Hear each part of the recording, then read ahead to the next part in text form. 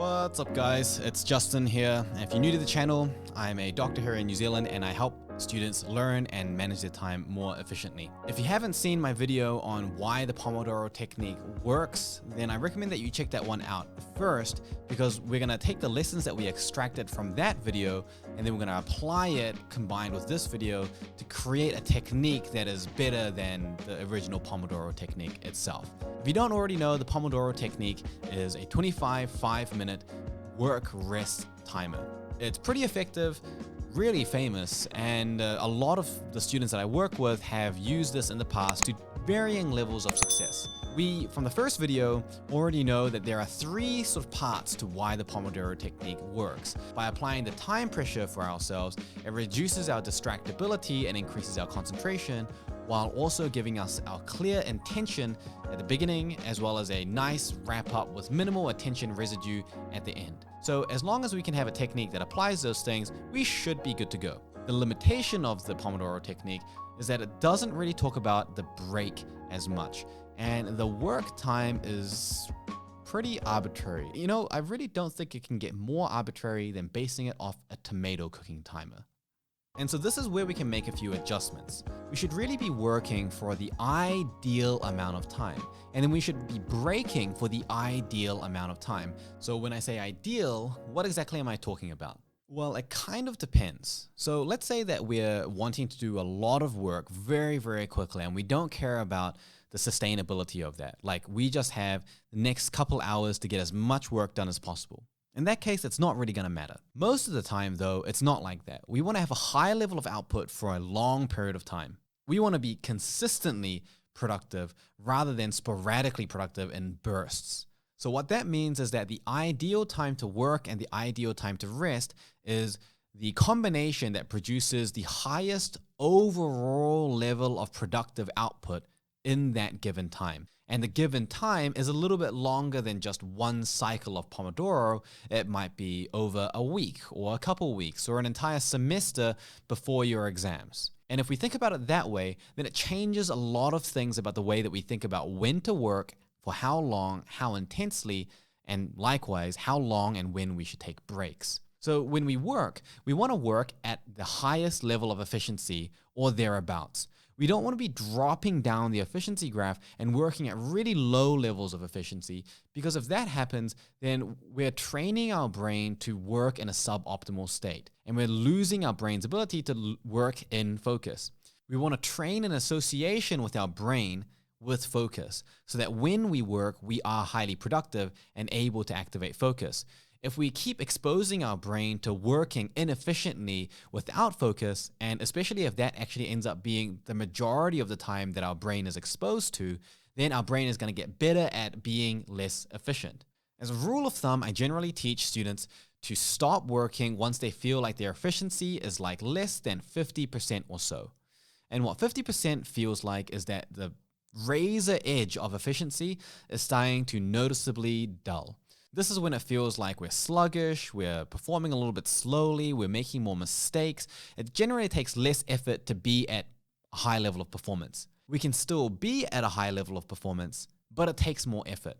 And the reason that we don't want to push further than that is because then our recovery is going to need to be longer. So we spend more time recovering and taking a break than we will actually working.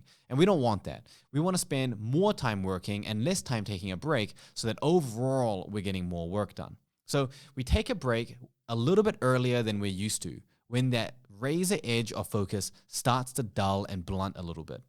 The amount of time that we rest for, as a rule of thumb, I generally say divide the time you've been working for by 3 to 4. So if you've been working pretty well for the last 30 or 40 minutes, then you're going to take a 15 or 10-minute rest. I found, working with students and personally experimenting with myself, that this tends to be a pretty good level of rest. Obviously, if you've been working for longer, you take a longer break. So a 1-hour block of time, you might end up resting for around 20 minutes. And as the day goes on and gets longer, the amount of time that we're working for will reduce as our ability to focus reduces and our energy is just lower. So while we were able to work really well for an hour in the morning, we might by the end of the day only be able to work for 20 minutes before we are starting to feel like that edge is getting dull. But the important thing is that we were able to work consistently at a higher level of focus, taking strategically less rest than we were working for the entire day from the morning through to the evening, if that's what's required of us. Otherwise, it's very easy to have a highly productive morning and then a completely inefficient evening, where overall, if you look at the efficiency of the entire day, it really wasn't so good. And now the question is, what are we doing in our break to optimize that? Well, if you spend that break scrolling around on Facebook and Instagram, you're probably not going to recover enough, and you're gonna still feel exhausted, and you won't feel ready to enter into the next one. It's also not gonna utilize the benefit that the Pomodoro technique had, which was that we have a clear intention coming into the session. So what we do here is we set those short-term goals every single block of work. So if we're starting something, we set a 1 hour or 45-minute short-term goal. This is what I'm going to achieve very clearly. You give yourself that amount of time and you time it. And if you feel like you're losing focus earlier than that, you just simply stop the timer short and wrap up whatever you were on. Look at the amount of time that you had worked for and then divide that by 3 or 4 to get the number that you need to rest. During that rest, if you're really tired, you want to do something that's more active relaxation. This could be something like meditation, which has a number of well-researched benefits. Or you could be doing something else that maintains your flow state, such as being productive, like getting housework done, or life admin, or organizing your room. Or if you're studying, then a thing that I commonly recommend is go for a stroll. Not only does it help relax your eyes by looking further than short distance books and computer screens, but it also helps you activate a higher level of learning by connecting ideas a little bit more casually rather than being boxed or tunneled in, which there is a tendency to do when you're studying sitting at a desk. So what that might look like, and what it looks like for me usually, is that I'll go for a stroll with a notebook in hand. I'll think about the ideas that I've been learning about, and I'll create some big, widespread mind maps, literally mind maps in my mind, and identify if there's any gaps or weaknesses, or see if I can simplify it. I might try to create some analogies, which is a high level of learning as well. By doing this, I'm staying productive, maintaining that flow state that I want to protect, but I'm not compromising the actual relaxation that I'm getting, because I'm not going to be stressing about it.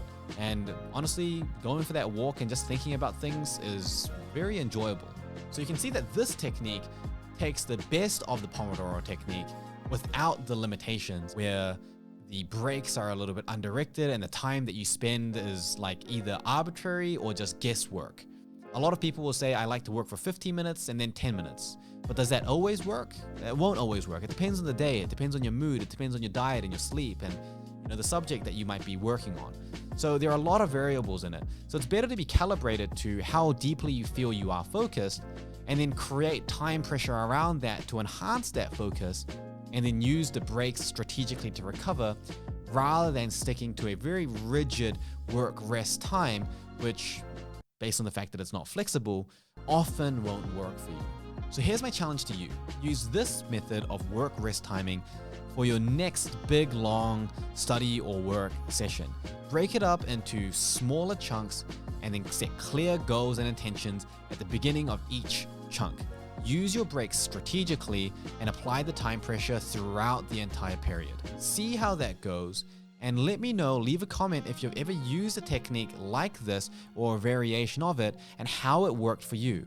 So far, this technique that I've just explained to you has worked for every student that I've ever worked with who has tried it. It's consistently been more effective than the Pomodoro technique or other variations of it. And for me, I find that it's very flexible, very dynamic, and actually makes work and study a lot more enjoyable, because it's fun to be focused in a way. It feels good, it's satisfying, it's fulfilling. Anyway, let me know your experience in the comments down below. Make sure to leave a like and subscribe. It really helps with the YouTube algorithm.